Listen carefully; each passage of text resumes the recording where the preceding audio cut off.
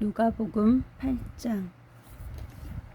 그 후에 예수님은 여러 도시와 마을을 다니시며 하나님의 나라를 선포하시고 기쁜 소식을 전하셨는데 12제자도 동행하였다.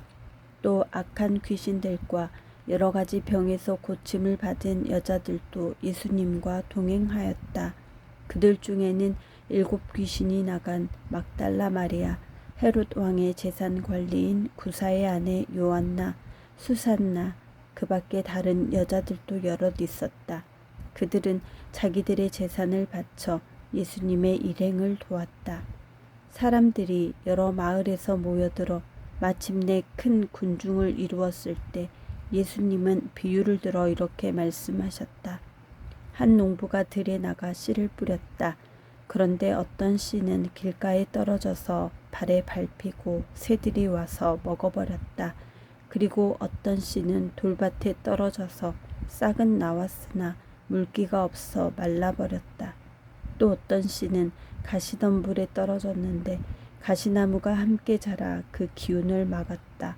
그러나 어떤 씨는 좋은 땅에 떨어져서 잘 자라 100배의 열매를 맺었다.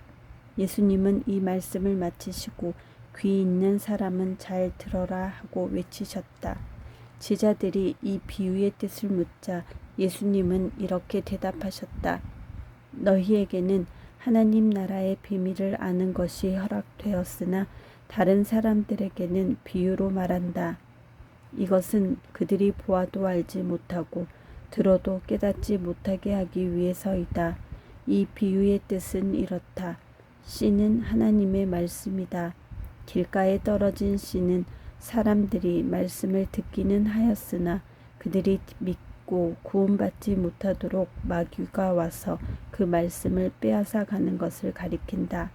돌밭에 떨어진 씨는 말씀을 들을 때 기쁨으로 받아들이지만 뿌리가 없으므로 잠시 믿다가 시험을 받으면 떨어져 나가는 사람을 말한다.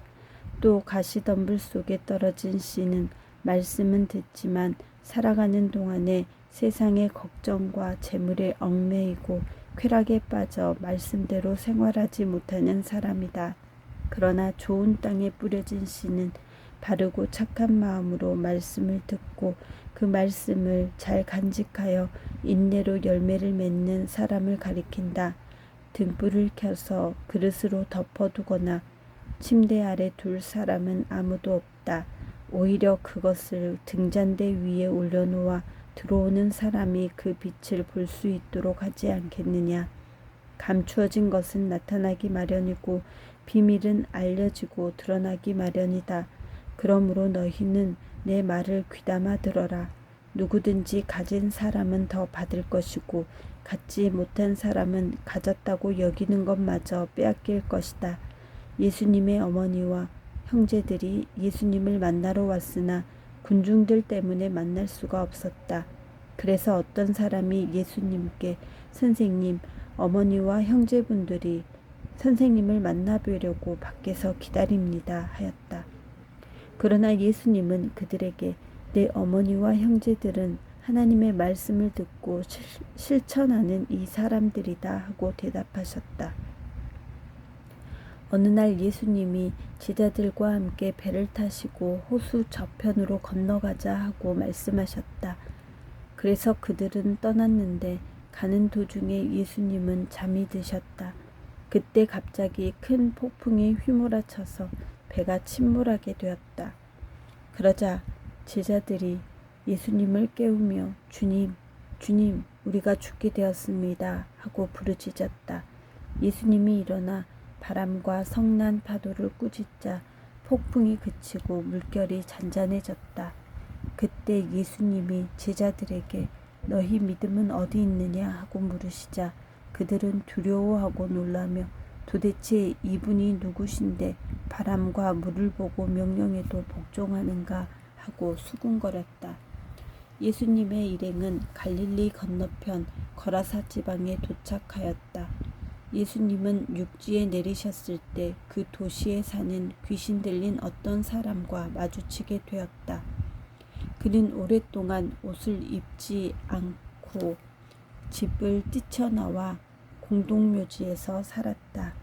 그가 예수님을 보자 소리 지르며 예수님 발 앞에 엎드려 가장 높으신 하나님의 아들 예수님, 내가 당신과 무슨 상관이 있습니까? 부탁드립니다. 제발 나를 괴롭히지 마십시오 하고 외쳤다. 그것은 예수님이 더러운 귀신에게 그 사람에게서 나가라고 명령하셨기 때문이었다. 귀신이 자주 그를 사로잡기 때문에 쇠사슬과 쇠고랑으로 그를 묶고 지키는데도 그는 그 모든 것을 끊고 귀신에게 몰려 광야로 뛰쳐나가곤 하였다. 예수님이 그에게 내 이름이 무엇이냐 하고 물으시자 그는 군대입니다 하고 대답하였다. 이것은 그에게 많은 귀신이 들어가 있었기 때문이었다. 그리고 귀신들은 예수님께 제발 무적행으로 들어가라는 명령만은 하지 말아달라고 간청하였다. 마침 그곳 산에는 많은 돼지떼가 풀을 먹고 있었다. 귀신들은 돼지떼 속에라도 들어가게 해달라고 간청하였다. 그래서 예수님이 허락하시자 귀신들이 그 사람에게서 나와 돼지떼 속으로 들어갔다. 그러자 돼지떼가 가파른 비탈로 내리달려 호수에 빠져 죽고 말았다. 돼지를 치던 자들이 이것을 보고 도망하여 읍내와 촌에 이 일을 말하자 사람들이 일어난 일을 보려고 모여들었다. 그들은 귀신 나간 사람이 옷을 입고 맑은 정신으로 예수님 앞에 있는 것을 보고 두려워하였다.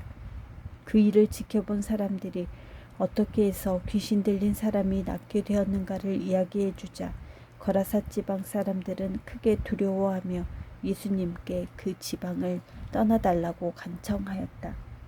그래서 예수님은 되돌아가려고 배를 타셨다. 그때 귀신 나간 사람이 함께 가게 해달라고 간청하였으나 예수님은 그를 돌려보내시며 집으로 돌아가 하나님께서 너에게 행하신 큰 일을 이야기해 주어라 하고 말씀하셨다. 그래서 그는 곧 가서 예수님이 자기에게 행하신 큰 일을 온 마을에 알렸다. 예수님이 돌아오시자 기다리고 있던 사람들이 영접하였다. 그때 야이로라는 회당장이 와서 예수님의 발 앞에 엎드려 자기 집에 와주시기를 간청하였다. 이것은 12살쯤 되는 그의 외딸이 죽어가고 있었기 때문이었다. 그래서 예수님이 가시는데 군중들이 마구 밀어닥쳤다. 그때 군중 가운데 12년 동안 피를 흘리며 앓던 한 여자가 있었다.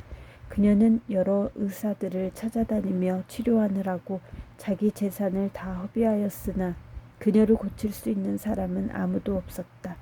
그 여자가 뒤로 가서 예수님의 옷자락을 만지자 흐르던 피가 즉시 멎었다.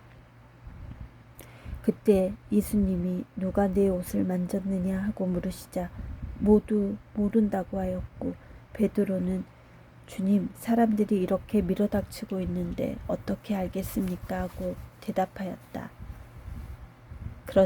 그러나 예수님은 내게서 힘이 나갔으니 나에게 손을 댄 사람이 있다 하고 말씀하셨다. 그 여자는 더 숨길 수 없게 된 것을 알고 떨며 예수님 앞에 나와 엎드렸다. 그리고서 그녀는 예수님을 만진 이유와 어떻게 해서 즉시 낫게 되었는가를 모든 사람 앞에서 말하였다. 그러자 예수님은 그 여자에게 딸아, 내 믿음이 너를 낫게 하였다. 이제 평안히 돌아가거라 하고 말씀하셨다. 예수님이 아직 말씀하고 계실 때 회당장의 집에서 사람이 와서 따님이 죽었습니다. 이제 선생님을 더 괴롭히지 마십시오 하였다. 예수님은 그 말을 들으시고 회당장에게 두려워 말고 믿기만 하라. 그러면 딸이 살아날 것이다 하고 말씀하셨다. 예수님은 그 집에 도착하셨을 때 베드로와 요한과 야고보와 소녀의 부모 외에는 아무도 집 안에 들어오지 못하게 하셨다. 사람들은 모두 소녀의 죽음을 슬퍼하며 울고 있었다. 그때 예수님이 울지 말아라. 소녀는 죽은 것이 아니라 자고 있다 하고 말을 하시자 사람들은 소녀가 이미 죽은 것을 알고 있기 때문에 예수님을 비웃었다. 그러나 예수님은 그녀의 손을 잡고 소녀야 일어나거라 하고 외치셨다. 바로 그 순간 소녀의 영이 돌아와 그녀는 즉시 일어났다. 예수님이 소녀에게 먹을 것을 주라고 말씀하시자 소녀의 부모는 놀라 어쩔 줄 몰랐다. 그러나 예수님은 이 일을 아무에게도 알리지 말라고 그들에게 명령하셨다.